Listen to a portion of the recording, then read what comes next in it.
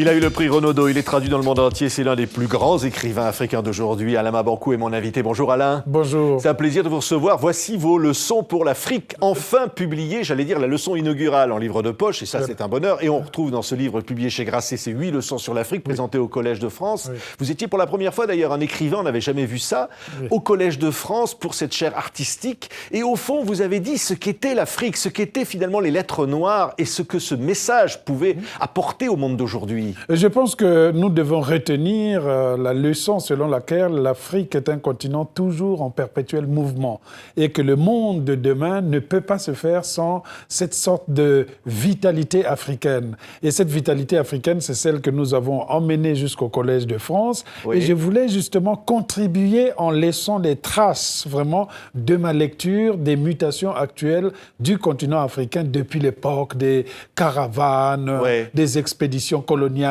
l'époque vraiment où le nègre, entre guillemets, était exhibé, et jusqu'aux dictatures, jusqu'aux États actuels. Eh bien, c'est 8 leçons, 8 parcours, 8 petites traverses pour comprendre le continent. C'est ça, alors tout ça est dans ce livre. Oui. Alors bon, évidemment, on y parle de la négritude, de ce concept. Donc vous vous demandez, est-il un concept du passé ou encore a-t-il un avenir, ce concept popularisé par Césaire notamment? On a toujours pensé que les concepts comme la négritude, comme le panafricanisme sont des concepts surannés, qu'on peut dormir tranquille, que le monde a changé, qu'on regarde tout avec une certaine bénédiction de l'universalité. Mais au fond, on n'a jamais défini ce qu'étaient ces individus, ce qu'étaient ces peuples, ces luttes qu'ils ont faites. Comment se fait-il aujourd'hui que nous en sommes arrivés à regarder le monde à travers le prisme des couleurs ? La couleur n'existe pas. Ce qui compte, c'est le battement du cœur que vous avez. Ce qui compte, c'est cet enthousiasme que vous avez à aller vers l'autre. L'Afrique a toujours reçu. Et en recevant, elle a toujours été dépouillée. Il s'agit aujourd'hui pour ces enfants d'aller récupérer ici et là les éléments de sa culture éparpillés à travers le monde pour dire voilà la part que nous avons apportée à l'humanité. Mais l'humanité n'était pas attentive à notre chant et ce chant s'est perdu comme ça dans la vacuité. Ces enfants réclament cela.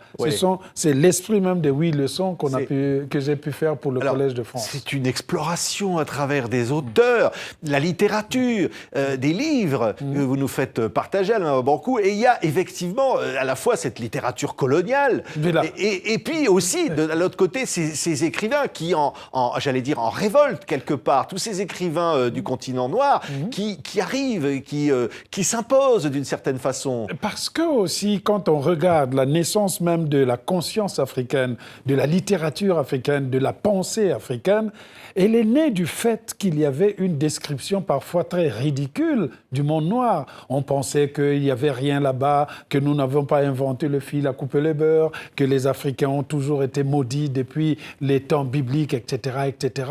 Eh bien, la littérature africaine est née en contradiction avec toutes ces thèses. Quand on a commencé à dire non, on ne veut plus lire des romans dans lesquels les Africains ne s'expriment que par des exclamations, les Africains ne sont que des personnages secondaires.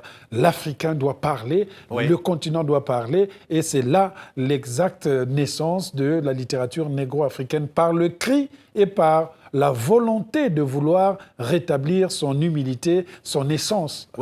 Alors, dans ce livre, vous citez votre propre livre, Le sanglot de l'homme noir, où vous racontez effectivement les polémiques qu'il a pu susciter, où il a été repris, ces thèses ont été reprises par des groupes que vous reniez vous-même, Alain Mabankou. Mais donc, au fond, on vous reprochait de dire il y a une part de responsabilité aujourd'hui des Africains dans ce qu'ils vivent, dans le néant parfois de ce qu'ils vivent. Tout à fait, parce que ce que je voulais démontrer aussi dans un livre comme Le sanglot de l'homme noir, et que toute la polémique qui était là, la thèse était toute simple et compréhensible.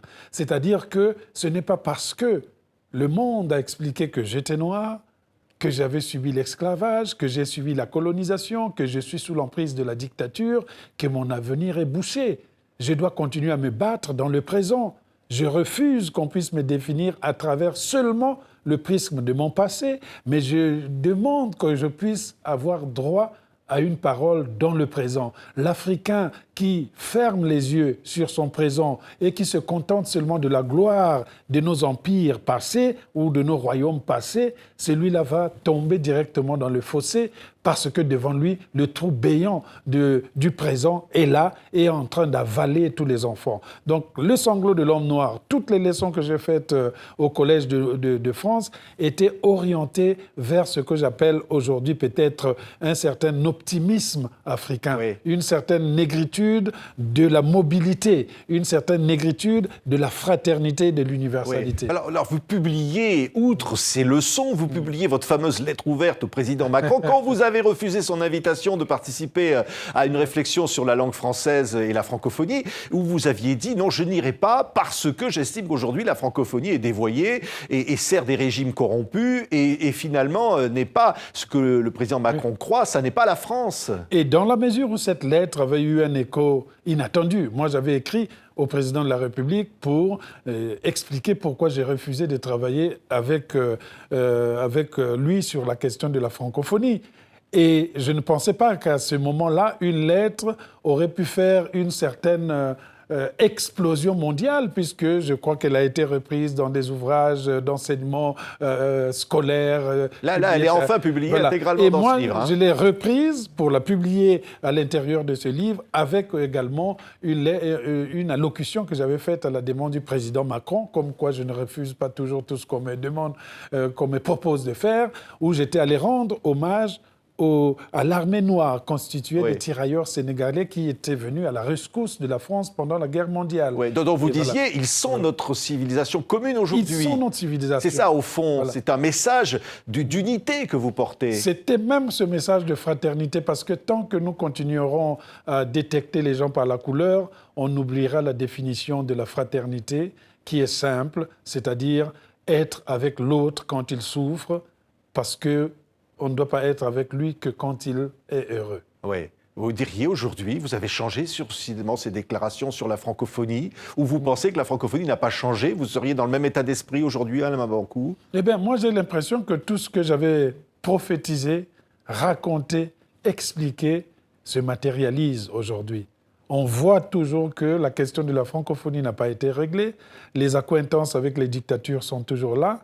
Vous voyez, excusez-moi, mais la secrétaire de la francophonie a bien rendu visite à certaines personnalités qui sont dans les dictatures. Donc, ce que je critique, ce que je dénonce, se retrouve toujours là. Vous dites au fond, la francophonie ne dénonce pas assez ces dictatures? Non, pas qu'elle ne dénonce pas assez, mais a des accointances avec ces états de dictature. Je ne peux pas faire de la francophonie si on ne me reconnaît pas à moi du Congo-Brazzaville, du Gabon, de la République démocratique du Congo, du Togo, si on ne me reconnaît pas une certaine liberté d'expression et des régimes politiques qui ne relèvent pas de l'époque de l'homme de Cro-Magnon.